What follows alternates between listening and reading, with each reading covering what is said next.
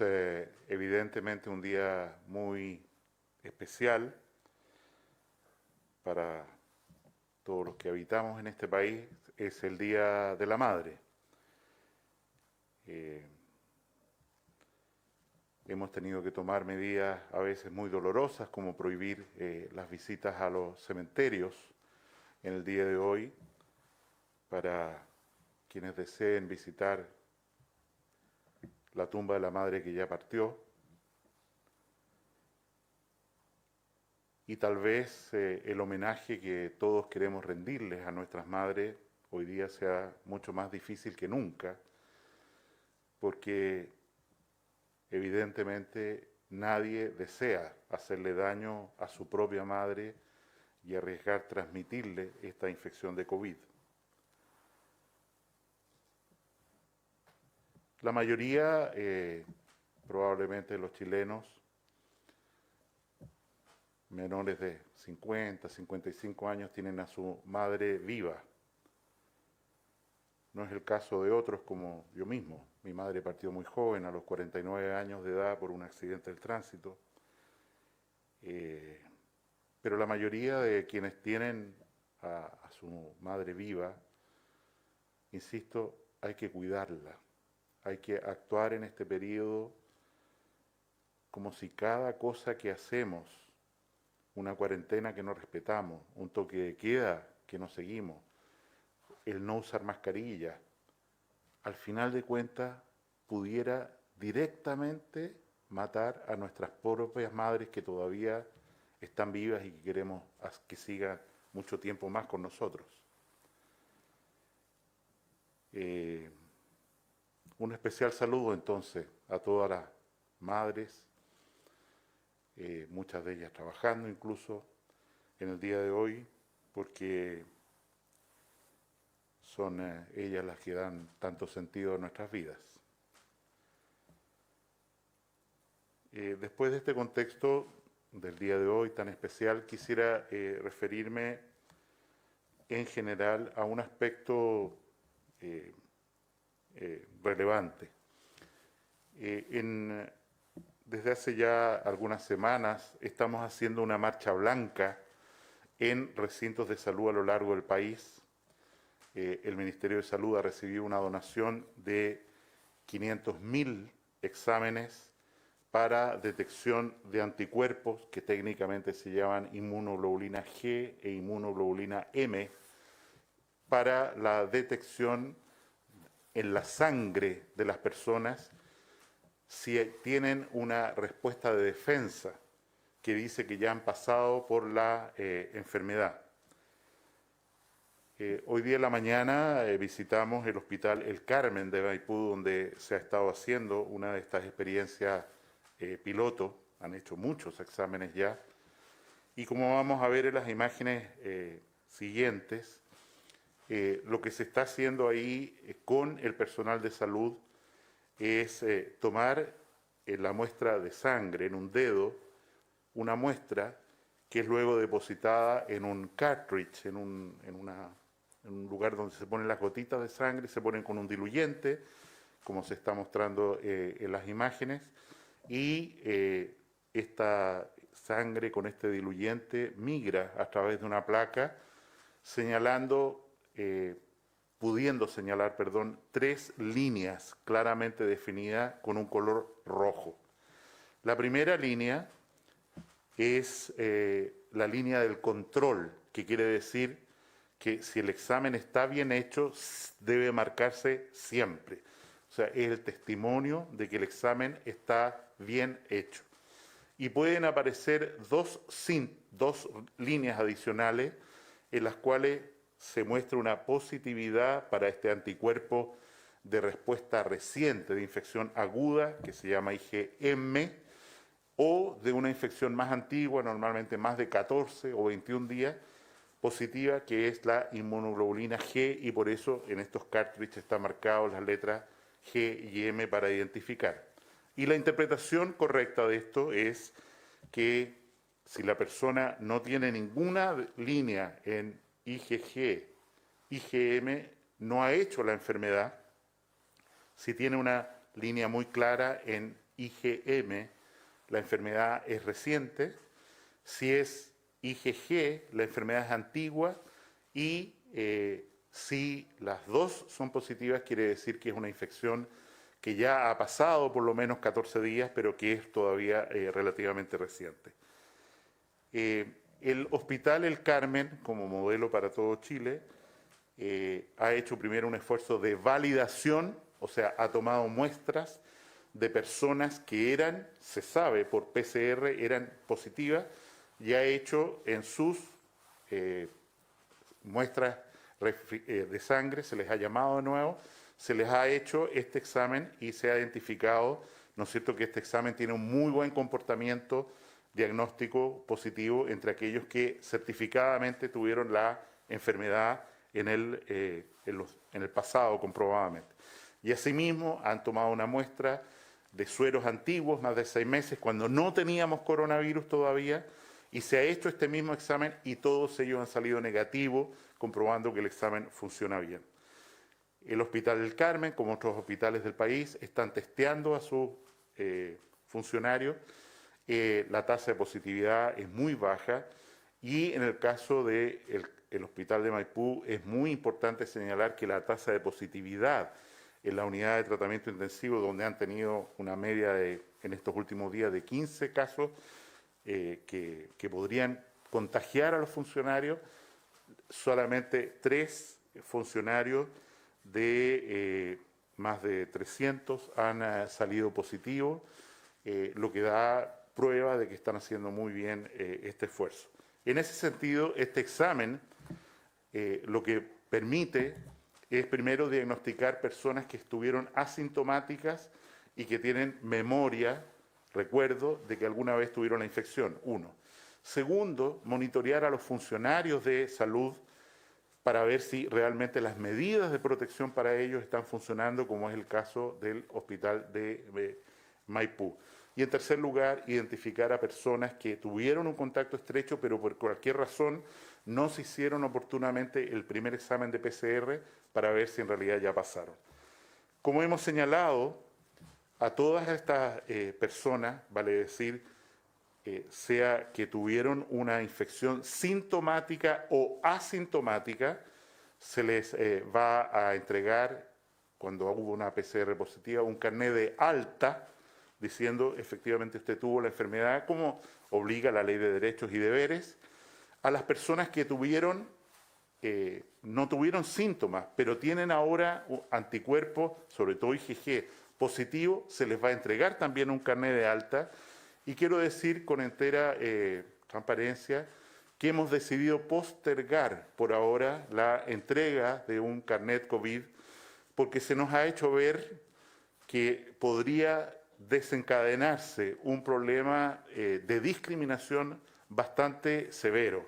Y esto es una hipótesis, pero es una hipótesis que hay que atender, ha sido publicada incluso en medios internacionales, en el sentido de que podría ocurrir que a una persona que se le entrega un carnet COVID tenga frente a otro que no lo tiene determinados privilegios a la hora de, por ejemplo, ser contratado, recontratado en su trabajo, entrar a un recinto público, etc. Como evidentemente ese riesgo, como nos ha sido representado, es válido, por ahora vamos a entregar, como estamos entregando, solo un carnet de alta de COVID y no vamos a entregar por ahora, hasta que tengamos más claridad, de acuerdo a los expertos de este punto, el carnet COVID, que como insisto, su aplicación ha sido demorada por este motivo. Agradezco estos minutos para saludar insisto, a todas las madres y un homenaje a todas las que partieron ya y nos dejaron, huérfanos siempre, cualquiera sea la edad en la que la madre parte o que uno tiene cuando la madre parte, siempre produce una sensación terrible de orfandad, de que uno pierde algo esencial. Y en ese sentido, por favor, denle a todas sus mamás un cariñoso saludo, un recuerdo, y en mi experiencia personal, agradezcanle. Cuando uno no tuvo el tiempo de agradecer a su madre, el arrepentimiento que eso significa es terrible. Agradezcan, porque lo que ellas han hecho por nosotros no tiene ninguna posibilidad de ser pagado, recuperado en la vida. Nos dieron la vida al final. Gracias.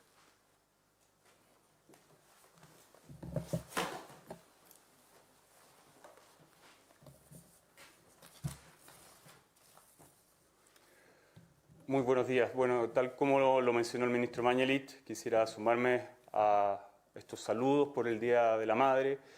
Obviamente tengo que saludar a mi madre, a la madre de mis hijos, pero especialmente quiero saludar a todas esas trabajadoras de salud que el día de hoy están en un consultorio, están en un hospital trabajando y que no pudieron recibir el abrazo de sus hijos. A sus hijos, obviamente agradecerles por sus madres que están hoy día en los hospitales y contarles que ellas son unos verdaderos héroes. Y hoy día están trabajando por la salud de todos los chilenos.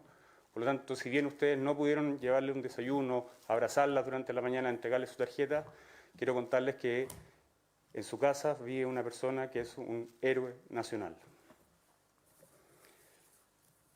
En cuanto al reporte COVID, hemos superado ya los 4 millones de contagios a nivel mundial, teniendo 279.609 fallecidos y 1.382.428 casos recuperados. Los países, tal como los días anteriores, que más casos presentan en el mundo son Estados Unidos en primer lugar, España, Italia, Reino Unido, Rusia, Francia, Alemania y Brasil. En cuanto a la situación de nuestra región, en Brasil hoy día existen 156.061 casos con 10.656 fallecidos.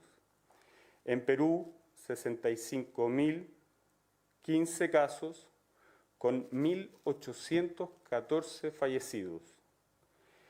México, 33.460 casos y 3.356 fallecidos. Y Ecuador, con 29.071 casos y 1.717 fallecidos. La situación en nuestro país, de acuerdo a los casos notificados hasta las 21 horas del día anterior, es la siguiente. Se registraron 1.647 casos nuevos por coronavirus, correspondientes a 1.406 personas sintomáticas y 241 asintomáticas, es decir, que no presentaron síntomas. Con estos hemos acumulado hasta el día de ayer a las 21 horas 28.866 casos, de los cuales ya hay 13.112 que se han recuperado, es decir, que han transcurrido 14 días desde su diagnóstico por PCR positiva por coronavirus. Y, por el contrario, 15.438 casos que se mantienen activos, es decir, con posibilidad, con probabilidad de contagio. Debemos lamentar el fallecimiento de 8 personas durante las últimas 24 horas, con lo que hemos acumulado un total de 312 personas fallecidas a nivel nacional. En cuanto a pacientes hospitalizados, al día de ayer se encuentran 565 personas hospitalizadas en unidades de cuidados intensivos, de los cuales 470 de ellos están con apoyo de ventilación mecánica y 87 se encuentran en estado crítico. En cuanto a la red integrada de COVID-19, podemos informar que el día de hoy existen 550 ventiladores disponibles. Estos ventiladores disponibles van a ir aumentando en la medida que vayamos incorporando las compras que se han realizado, como la que pudimos ver el día de ayer con 87 ventiladores mecánicos que van a estar disponibles en los próximos días en los hospitales de nuestro país. Quiero mencionar también acerca de estas cifras, que son muy concordantes y con el informe que hace diariamente la Sociedad de Medicina Intensiva del país en conjunto con la Universidad Finisterra. Como acabo de mencionar, nosotros tenemos contabilizados 550 ventiladores disponibles para poder ser utilizados en cualquier región del país y la Sociedad de Medicina Intensiva ha reportado al día de ayer 549, es decir, estamos hablando de una diferencia mínima que se puede explicar perfectamente con los horarios de corte de ambas encuestas. En cuanto a la red de laboratorios de PCR, el día de ayer realizamos 12.780 exámenes en un total de 73 laboratorios, acumulando al día de ayer 280.684 exámenes. La positividad del día de ayer fue de un 12% y la positividad acumulada, es decir, de la cantidad de exámenes que hemos realizado de los 280.000, al día de hoy existe una positividad de un 10%. Eso es en cuanto al reporte diario. Quiero ceder la palabra para poder responder las preguntas de ustedes. Buenos días, subsecretario, ministro. Preguntarles con respecto a lo que usted mencionaba, subsecretario, a raíz del tema del informe de la Sociedad Chilena de Medicina Intensiva. Más de 12 regiones señala este mismo estudio que se encuentra con más del 50% de las camas UCI ocupadas. Y eso que todavía no se llega a un pic de contagios de coronavirus. ¿Hay preocupación? ¿Es la misma información que ustedes manejan? Y si esto, por cierto, genera la preocupación al considerar que aún no se llega a un pic y todavía no llegamos al invierno. Y junto con ello, preguntarle por la situación de los equipos médicos. Todavía no hemos llegado a un pic. El ministro Jaime Mañalich lo ha manifestado en reiteradas ocasiones que es el 10% de los médicos los que se encuentran contagiados, pero al no llegar todavía al invierno, ¿hay considerado, por ejemplo, reemplazo de los equipos médicos? ¿Cuál es la condición actual de ellos hoy día? ¿Cuál es el número de médicos contagiados, de personal médico contagiado? Y si hay reemplazo para ellos o habrá que enfrentar en su momento con el personal que exista nomás y esté a disposición de los servicios de salud. Bueno, tal como lo hemos comentado en días anteriores, nosotros durante el mes de marzo establecimos la red integrada de COVID-19. ¿Con qué objetivo? Con el objetivo de poder contar con cualquier cama. Lo he mencionado anteriormente, a nosotros nos da lo mismo si la cama es pública, si es privada, si el paciente es FONASA, si es ISAPRE. A nosotros lo único que nos interesa es poder dar el cuidado necesario para cada una de las personas que necesitan de una unidad de cuidados intensivos. Y tal como lo mencionamos nosotros, tal como lo menciona la Sociedad de Medicina Intensiva del país en su reporte que entrega a diario, existen al día de hoy 550 ventiladores mecánicos disponibles. El día de ayer recibimos 87 ventiladores que se van a agregar a estos. En los próximos días nuevamente tendremos la llegada de ventiladores que han sido donados y así sucesivamente iremos aumentando esta red de ventiladores mecánicos con la posibilidad, y tal como lo hicimos en Magallanes, como lo hicimos en Temuco, como lo hicimos en Chillán y en Osorno, de poder también trasladar pacientes de una ciudad a otra, de poder trasladar ventiladores mecánicos de una ciudad a otra con el objetivo de prestar el cuidado que todo ciudadano necesita al estar contagiado por coronavirus. Esto es algo que ya funcionó bastante bien en Magallanes, en donde he mencionado, se aumentó fuertemente su capacidad hospitalaria de cuidados intensivos, pasando de 8 a 24 con la posibilidad de llegar a 30 con las máquinas de anestesia. Por lo tanto, existe maquinaria, existen monitores, pero es fundamental también lo que usted menciona, que detrás de cada cama que existe en nuestro país hay un equipo de salud completo, es decir, enfermería, kinesiólogo, terapeuta ocupacional, médicos y todo el equipo que rodea y que tiene que estar cuidando de cada uno de los pacientes. Al día de hoy tenemos 780 personas que están contagiadas y en cuarentena y tal como se ha mencionado, la cantidad de personas que han sido contagiadas equivale a un 10% de la cantidad de contagios que tenemos en nuestro país, y nosotros, anticipándonos a estos, incorporamos la cantidad de 12.000 personas a nuestro sistema de salud.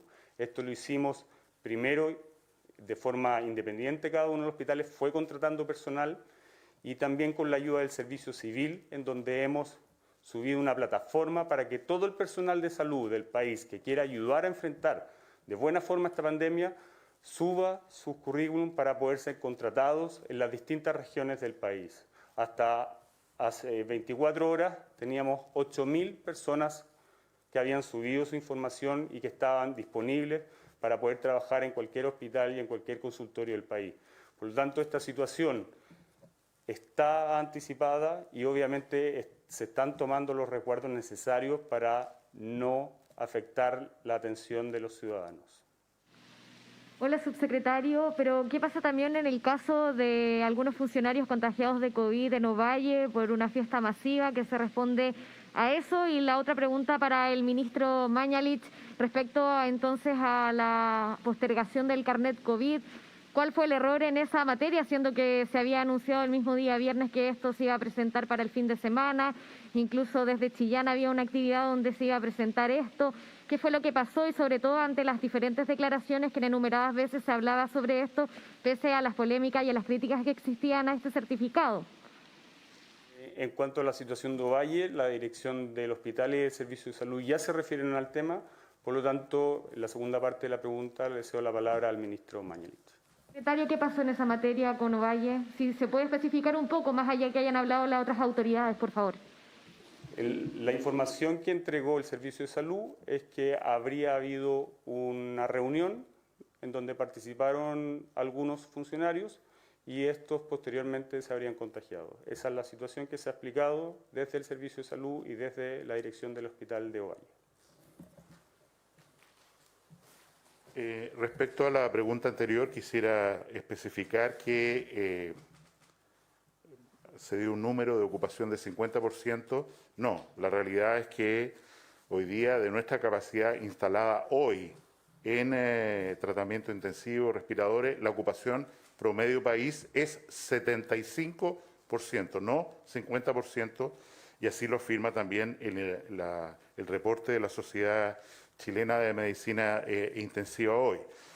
Evidentemente, esta capacidad, ayer nos reunimos con todos los directores de servicio de la región metropolitana, hoy día en la tarde lo vamos a hacer a las 5 de nuevo, porque tenemos que ampliar esa capacidad independiente que para las semanas que vienen y al ritmo que tenemos de positividad o de casos que se hospitalizan es suficiente, pero como siempre hemos dicho, nosotros nos preparamos para un escenario muy duro y hemos tenido que ir adelantando las etapas de ese escenario, como se mencionó ayer a propósito de los ventiladores mecánicos. Respecto a la pregunta del carnet COVID, creo que he sido suficientemente claro. Ha aparecido un fundamento atendible en publicaciones nacionales e internacionales en las cuales se produce una inquietud respecto a que este carnet podría generar una discriminación odiosa en favor o en desmedro más bien de quienes no lo tienen, quienes no han tenido la enfermedad, quienes no han hecho el trámite, y en ese sentido hemos puesto en pausa, en espera, y solamente como la Ley de Derechos y Deberes nos obliga, vamos a entregarle para las personas que hayan estado hospitalizadas o que hayan cursado con cuidados en su domicilio, cuarentena, un carnet de alta para quienes, insisto, hayan tenido esta infección por SARS-CoV-2. Pero en este caso, ¿ustedes se atendieron a través de qué postura y cuándo fue? Porque el viernes ya se había hablado que se iban a presentar los carnet COVID. ¿Y cómo va a funcionar también este certificado para la gente que ya no presente entonces estos síntomas? El certificado va a ser para las personas de alta, como cualquier persona. Certifico que usted efectivamente lo operaron de vesícula, le sacaron la vesícula, certifico que efectivamente está hecho ya y se está entregando. Usted tuvo esta enfermedad y está de alta de esta enfermedad. Respecto a los momentos de decisión, esta decisión se tomó entre el viernes en la noche y el sábado en la mañana, insisto, por la consideración que señalo, y creo que es una consideración muy atendible hasta que no tengamos más claramente interiorizado cuál es la potencial de un riesgo de discriminación que este carnet, este instrumento podría producir. Buenas tardes, ministro. Con respecto a la ocupación de camas, estamos cerca de un colapso en el sistema de salud de la región metropolitana. Y en otro tema, hace unos días se anunció que se entregarán más facultades y atribuciones a los municipios para fiscalizar el cumplimiento de cuarentenas y medidas sanitarias. Hay alcaldes que dicen que no es posible que ellos tengan esta facultad por medio de un decreto. ¿Cómo se va a entregar esta facultad? ¿Se hicieron algunas modificaciones a este decreto que se hablaba que podía ser inconstitucional? ¿Se está trabajando en eso? ¿Qué pasa con esa situación? En relación a colapso de camas o algo así, creo que no corresponde a la realidad. Nosotros tenemos un espacio muy amplio para manejar los casos que se están presentando, se puedan presentar, y evidentemente la capacidad de camas, lo único que va a ocurrir, por ejemplo, al volver a abrir el Hospital Metropolitano de Santiago, el antiguo hospital militar de la Comuna de Providencia, que va a aportar más de 300 camas, o el nuevo módulo de 100 camas en el Hospital Sotero del Río, o este módulo hospitalario de Huachiruaba, son muestras de lo que está ocurriendo en el sentido, insisto, de aumentar la capacidad para tratar a todos los pacientes. En relación a la pregunta de las facultades de los alcaldes, estas están mediadas por dos instrumentos jurídicos. Uno es un decreto del presidente de la República que debe ser visado por Contraloría, necesita que Contraloría tome razón de ese decreto, y en segundo lugar un cambio en la alerta sanitaria que nosotros vamos a publicar el día de pasado mañana, el martes, que es un decreto exento de toma razón de Contraloría y en el cual, en la idea de colaboración, se les da determinadas atribuciones que son propias de la autoridad sanitaria a los municipios para que desde los centros de salud de atención primaria o todos los dispositivos de salud que los municipios cuenten o puedan disponer, efectivamente tengamos un mejor vigilancia, sobre todo en la región metropolitana, del cumplimiento de cuarentena, de la identificación de los casos, de la identificación de los contactos, en fin, la hospitalización oportuna, todo lo que se necesite, y esos son los dos instrumentos, insisto, que tienen su tramitación legal necesaria, de los que van a disponer los municipios que están haciendo, insisto, en la región metropolitana, en el Gran Santiago, un tremendo trabajo para que puedan colaborar más eficazmente en la lucha contra el virus del COVID-19. Buenas tardes, ministro. Preguntarle por este hombre de 40 años que murió en su hogar por COVID-19 en San Joaquín, que ya lleva 20 horas sin ser retirado el cuerpo. Preguntarle en este caso en quién recae esta responsabilidad y también respecto a esta recién nacida de 12 días que dio positivo por coronavirus, y esto fue tras ser contagiada por una funcionaria de salud en los Andes. En ambos casos, preguntarle en quién recae esta responsabilidad y cuáles son los protocolos en estos casos.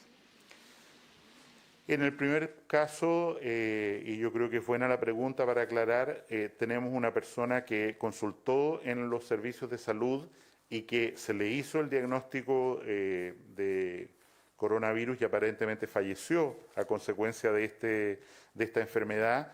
Y en este caso, una persona que ha tenido consulta, que se le ha identificado, que tiene un diagnóstico, el certificado de función tiene que ser entregado por el médico que lo atendió la última vez, por el médico del consultorio, en fin, dependiente del servicio de salud. La familia estimó que por haber fallecido en la casa, entiendo, había que hacer un trámite médico legal y efectivamente se comunicó con la Fiscalía y a pesar de este conflicto, por así decir, hoy día afortunadamente ya el cuerpo ha sido retirado del domicilio. Lamentamos y acompañamos a la familia por este fallecimiento, pero insisto, cuando los pacientes han sido diagnosticados, identificados, tienen una prueba clínica de que su fallecimiento es explicable por causas médicas y no por traumatismo, agresión de tercero, una causa legal, al final médico legal, lo que corresponde es que los médicos de la red entreguen los certificados de defunción respectivos y no aumentar el sufrimiento de la familia. En relación a una menor recién nacida, en realidad, contagiado con un examen positivo por PCR para coronavirus, nosotros no tenemos claro y se está investigando cuál fue el mecanismo de contagio y creo que es prematuro pronunciarse sobre eso hasta no tener esa investigación concluida. Hola, buenos días. Ministro, insistirle en el punto de la persona de San Joaquín, a las 3 de la tarde van a retirar el cuerpo, ¿no cree que prácticamente casi 24 horas un cuerpo esté esperando por ser retirado no será mucho? Y lo otro tiene que ver con la aplicación de los test rápidos, saber si usted se hizo el test y cómo va a ir incrementándose este procedimiento en todos los centros de salud a nivel nacional. Respecto a la primera pregunta, efectivamente el tiempo que ha pasado hasta el retiro del cuerpo es demasiado y en ese sentido entendemos el sufrimiento de la familia, producto, insisto, de este malentendido inicial.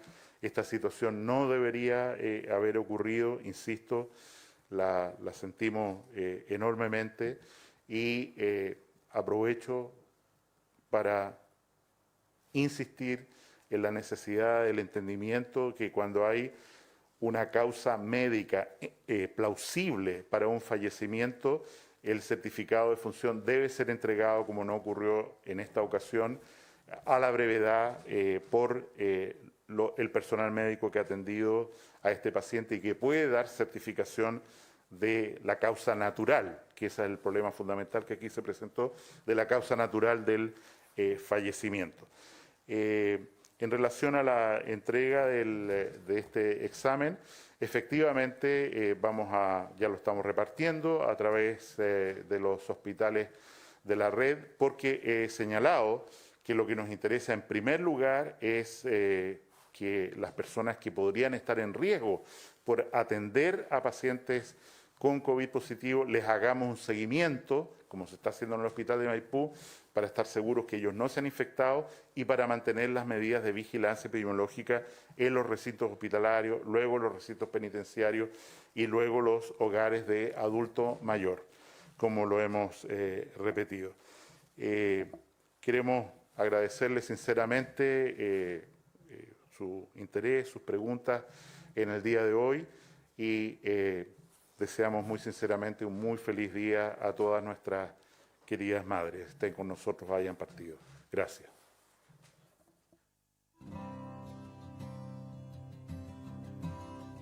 Transmitió el Gobierno de Chile. Agradecemos a los canales de televisión y radioemisoras que integraron esta red voluntaria.